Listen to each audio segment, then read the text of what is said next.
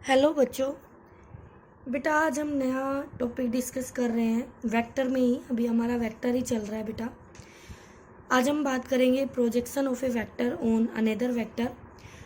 ये जो आपका टॉपिक है इस पे क्वेश्चन पूछे जाते हैं, यानी न्यूमेरिकल आते हैं आपके। ठीक है, तो प्रोजेक्शन होता क्या है?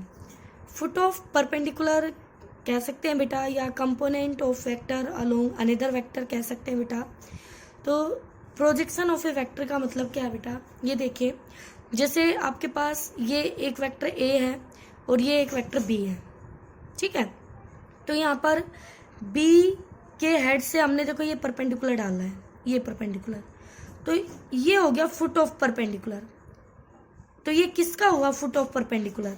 ये हुआ बी वेक्टर का। किसके ऊपर हुआ? ए वेक्टर के ऊपर। तो यही होता है बेटा projection of A vector on another vector. ठीक है, तो यहाँ पे बी वेक्टर का प्रोजेक्शन है along A vector B cos theta. और अगर इसको ध्यान से आप देखें तो यहाँ से ए के हेड से हमने बी वेक्टर के ऊपर देखो ये परपेंडिकुलर डाला है, तो आपको दिखाई दे रहा होगा ए कोस थीटा, ये ए वेक्टर है, तो ये इसका foot of perpendicular A cos theta along B vector हो गया। ठीक है बेटा, इसका मतलब projection of B vector along A जो है, बी वेक्टर का ए के अलोंग जो प्रोजेक्शन है वो बी कोस थीटा है। अब बेटा बी कोस थीटा निकाल रहे हो आप, इसको निकालने के इसके जो फॉर्मूले हैं वो कैसे कैसे आप फाइंड आउट कर सकते हैं, तो उसको ध्यान से देखिए।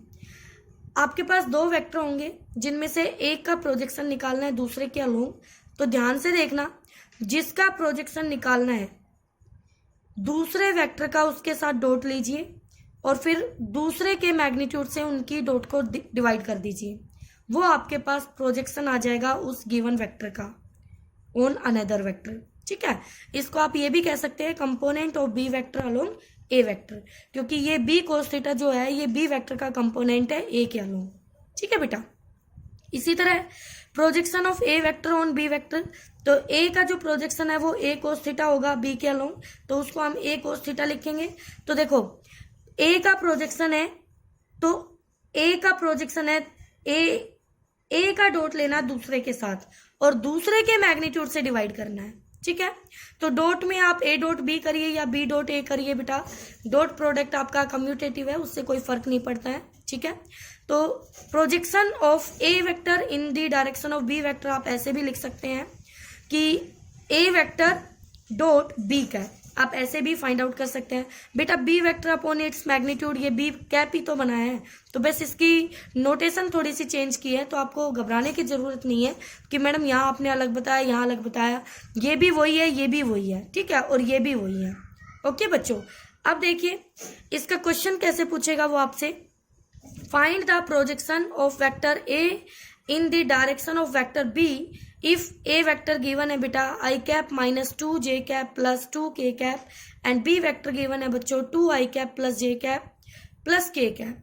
ठीक है, तो अब हमें ए का प्रोजेक्शन निकालना है बी के अलोंग, तो मैं क्या करूंगी, ए का निकालना है ना, तो बी के साथ ए का डॉट लूंगी और ए के मैग्नीट्यूड से ए का निकालना है तो बी के मैग्नीट्यूड से डिवाइड करूंगी। ठीक है बेटा, तो यहाँ पे A vector dot B cap, तो बी कैप को आप लिख सकते हो B vector upon its magnitude, तो यहाँ हो गया ए डॉट बी अपॉन में बी का मैग्नीट्यूड।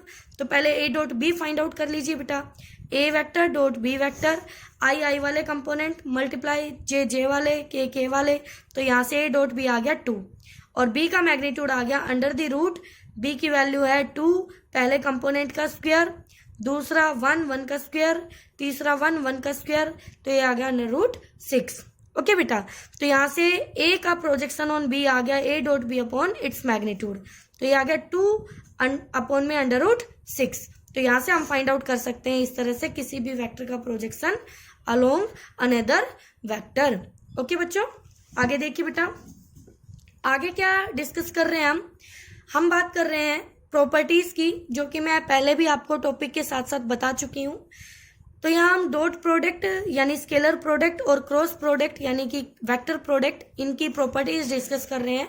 तो आप ध्यान से देखें, ए डॉट बी का मतलब है A B cos theta, theta A और बी वेक्टर के बीच का स्मॉलर एंगल है। ए क्रॉस बी का मतलब है A B sine theta N cap N cap unit vector है, तो ए क्रॉस बी अगेन एक वेक्टर आएगा, लेकिन अलग वेक्टर होगा, नया वेक्टर होगा जो इन दोनों के परपेंडिकुलर होगा, जिसकी डायरेक्शन यानी एन कैप जो यूनिट वेक्टर है वो ए वेक्टर के भी परपेंडिकुलर होगी और बी के भी, या हम ये कह लेते हैं कि इन दोनों ने जो प्लेन कंटेन किया है उस प्लेन के परपेंडिकुलर होगी। ठीक है।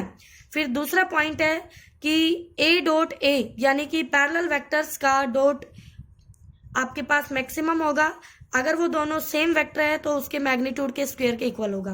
बट पैरेलल वेक्टर की क्रॉस हमारे पास जीरो होगी बेटा, क्योंकि थीटा जीरो होगा और साइन जीरो जीरो होता है। फिर A dot B dot A होता है यानी कम्यूटेटिव होता है। A cross B cross A negative के साथ इक्वल होता है यानी ये एंटी कम्यूटेटिव होता है। आई डॉट जे दो परपेंडिकुलर वेक्टर की डॉट जीरो होती है ऑलवेज, चाहे उनका मैग्नीट्यूड कुछ भी हो बच्चों, तो मैंने यहाँ यूनिट वेक्टर का एग्जांपल लिया है। आई क्रॉस जे दो परपेंडिकुलर वेक्टर की जो क्रॉस होती है वो मैक्सिमम आएगी, तो आई क्रॉस जे आपका के कैप है, यहीं पे जे क्रॉस आई करती तो माइनस के कैप आता। ठीक है। फिर ए डॉट बी प्लस सी है, तो हमने इसको डिस्ट्रीब्यूटिव लॉ कहते हैं, ए का डॉट बी के साथ लिया फिर प्लस फिर ए का डॉट सी के साथ, ऐसे ही distributive law in cross product A cross B plus A cross C. Okay, ये कुछ प्रॉपर्टीज हमने डिस्कस की है बेटा। उसके बाद एक छोटा सा न्यूमेरिकल है, उससे पहले मैं डिस्कस कर लेती हूँ आपके साथ वर्बली, ओरली बात कर रही हूँ बेटा कि जो वेक्टर फॉर्म आप पढ़ रहे हैं इसके यूज क्या है, क्या जरूरत पड़ी वेक्टर की। सबसे पहली बात, वेक्टर फॉर्म से कोई भी एक्सप्रेशन है वो कॉम्पैक्ट हो जाता है, वो साइज में छोटा हो जाता है। जैसे ए डॉट बी का मतलब है ए बी कोस थीटा, तो आपने इसको ऐसे लिखा है, तो ए डॉट बी, ए को आप लिखोगे ए एक्स डायरेक्शन में आई कैप, ऐसे वाई डायरेक्शन में जेड डायरेक्शन में, तो ए को पूरा खोल के लिखेंगे तो वो एक बड़ी फॉर्म आएगी। तो पहला इसका यूज है कि ये एक्सप्रेशन को स्मॉल कर देता है। दूसरा इसका यूज है बेटा कि जो फिजिक्स में हम लॉज डिस्कस करते हैं, जैसे आगे चल के आप पढ़ेंगे न्यूटन्स लॉ आगे, तो ये लॉ जो है वेक्टर फॉर्म में थोड़े सिंपल हो जाते हैं इनको समझना। और तीसरा यूज है इसका, जो आप रेफरेंस लेते हैं, कोऑर्डिनेट एक्सिस लेते हैं, तो ट्रांसलेशनल या आपका रोटेशनल जो भी है फ्रेम ऑफ रेफरेंस, वो जो वेक्टर फॉर्म है उसके इंडिपेंडेंट होता है। जैसे आपने डिस्प्लेसमेंट पढ़ा था, तो डिस्प्लेसमेंट के लिए आप क्या ओरिजिन मानते हैं, कहाँ रेफरेंस लेते हैं, कोई मैटर नहीं करता है। डिस्प्लेसमेंट इस बात पे डिपेंड नहीं करता है कि आपका क्या रेफरेंस है। ठीक है। अब देखिए बेटा, ये तो इसके यूज थे, तो आप अपनी बुक से रीड आउट कर सकते हैं, नोट डाउन करने की कोई आवश्यकता नहीं है। अब ये एक छोटा सा क्वेश्चन देख लीजिए, क्या कह रहा है इसमें।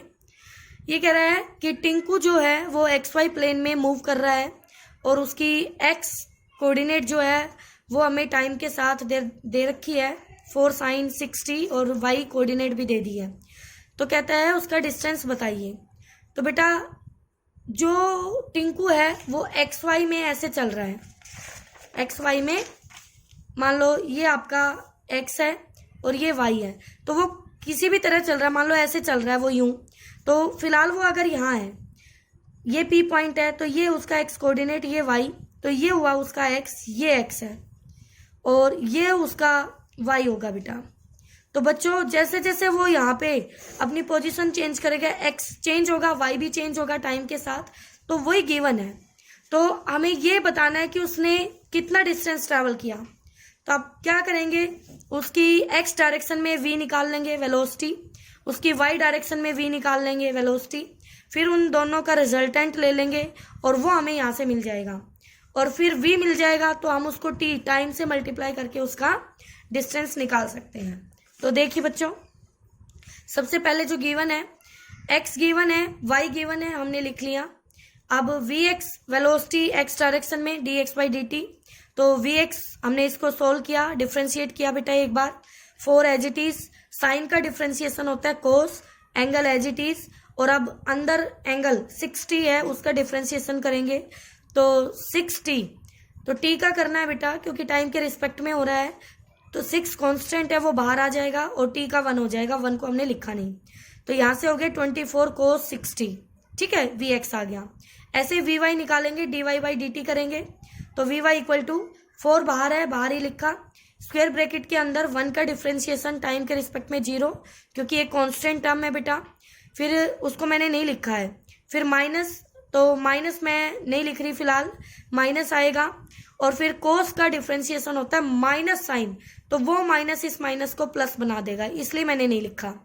तो कोस का हो गया माइनस साइन, तो sine angle as it is 60, और फिर एंगल का हो गया 6 एज इट इज टी का हो गया 1, तो ये आ गया 24 साइन 60।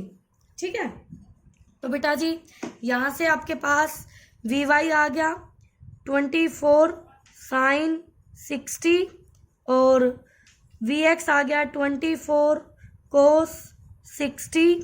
ठीक है, तो यहाँ से वी एक्स हो चुका है, सॉरी वी एक्स आ चुका, वी वाई आ चुका, तो रिजल्टेंट वेलोसिटी हम निकाल सकते हैं V vector equal to V X I cap, क्योंकि एक्स डायरेक्शन में यूनिट वेक्टर आई कैप है और वाई में जे कैप है, तो वी वाई जे कैप दोनों कंपोनेंट की वैल्यू पुट कर दी हमने। ठीक है, तो वी वेक्टर का magnitude under the root V X का स्क्वायर प्लस वी वाई का स्क्वायर, और बेटा जी 24 का स्क्वायर कॉमन आएगा और उसका अंडर रूट, तो बाहर 24 आएगा, और अंदर देखिए कोस स्क्वायर, इसको थीटा मानिए, cos square theta plus sine square theta, ये आइडेंटिटी हो गई आपकी 1, तो 1 का अंडर रूट 1 ही रहेगा, उसको हमने स्किप कर दिया, छोड़ दिया। तो v का मैग्नीट्यूड 24 आ गया है, तो क्या हम डिस्टेंस निकाल सकते हैं? यस, स्पीड इनटू टाइम, तो v का मैग्नीट्यूड स्पीड ही तो होगा, तो ये 24 और टाइम आपका t है, गिवन नहीं है कोई भी t टाइम के लिए, तो 24t ये आपका डिस्टेंस आ जाएगा। तो इस तरह से आप क्वेश्चन कर सकते हैं बच्चों, प्रैक्टिस कीजिए घर पे अच्छे से, और कोई भी डाउट हो तो डिस्कस कीजिए। ठीक है।